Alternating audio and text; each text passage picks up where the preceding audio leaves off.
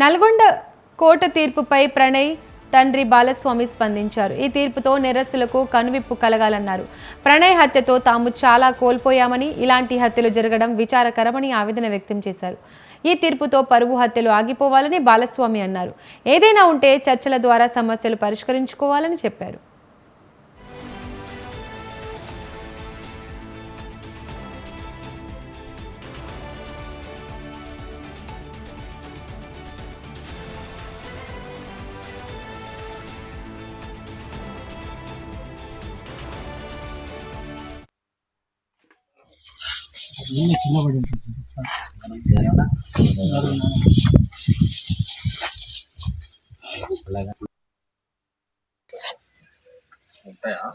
వాస్తవంగా ఈ ఇన్సిడెంట్ తర్వాత మీ అందరికీ తెలుసు, చాలా లాస్ అయిపోయాం మేము.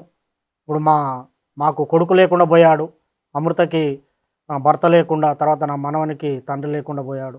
తర్వాత మారుతిరావు ఆయన అమృత ఫాదర్ ఆయన కూడా సూసైడ్ చేసుకున్నాడు. తర్వాత ఈ ఇందులో ఉన్నటువంటి 7 మందికి సుభాష్ శర్మకి ఉరిశిక్ష, తర్వాత మిగతా 7గురికి 6 మందికి జీవిత ఖైదు విధించడం అనేది జరిగింది. వారి కుటుంబాలు కూడా బాధపడుతూ ఉంటాయి. కాబట్టి ఎవరైతే ఈ సుపారీలు తీసుకొని హత్యలు చేసే వాళ్ళకి ఇది ఒక కనువిప్పు కావాలి. ఏదన్నా ఉంటే మాట్లాడుకోవటం కానివ్వండి, సమస్య పరిష్కారానికి సామరస్యంగా చేసుకోవాలి తప్ప మేనేజ్ చేయొచ్చులే, వాళ్ళకి అంతో ఇంతో డబ్బులు ఇవ్వచ్చులే, మేనేజ్ చేయొచ్చులే అని చెప్పి చంపడం అనేది కరెక్ట్ కాదు. ఈ కేసు విషయంలో మమ్మల్ని కూడా అనేక రకమైనటువంటి ప్రలోభాలు పెట్టినప్పటికి కూడా మేము ఎక్కడ లొంగకుండా న్యాయం జరగాలి, ఈ హత్యతోని మిగతా కుల హత్యలు ఆగిపోవాలని చెప్పి మేము పోరాటం అనేది చేయటం జరిగింది. 6.5 సంవత్సరాలు మేము ఎదురు చూసాం న్యాయం కోసం, మేము సాక్ష్యం చెప్పి. ఇందులో ముఖ్యమైనటువంటి పాత్ర పోషించినటువంటి అప్పటి డిఎస్పి శ్రీనివాస్ గారికి ప్రత్యేకమైన కృతజ్ఞతలు ఈ సందర్భంగా తెలియజేస్తూ ఉన్నాను.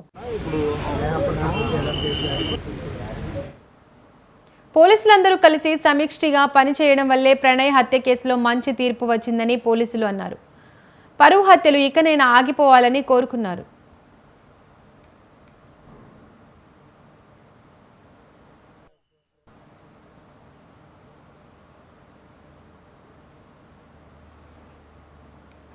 ఈ కేసును అప్పటి జిల్లా ఎస్పీ రంగనాథ్ సీరియస్గా తీసుకోవడంతోనే తక్కువ సమయంలోనే తీర్పు వచ్చిందని ప్రణయ్ తరపు లాయర్ అన్నారు.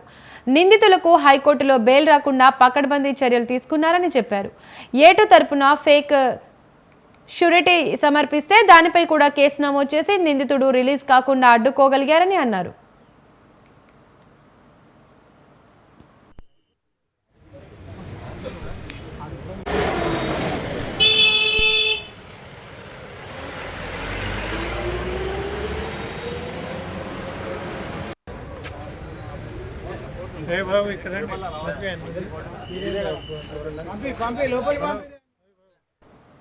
తెలుగు రాష్ట్రాల్లో సంచలనం సృష్టించిన ప్రణయ్ హత్య కేసులో నల్గొండ ఎస్సీ/ఎస్టీ కోర్టు తీర్పు వెలువరించింది.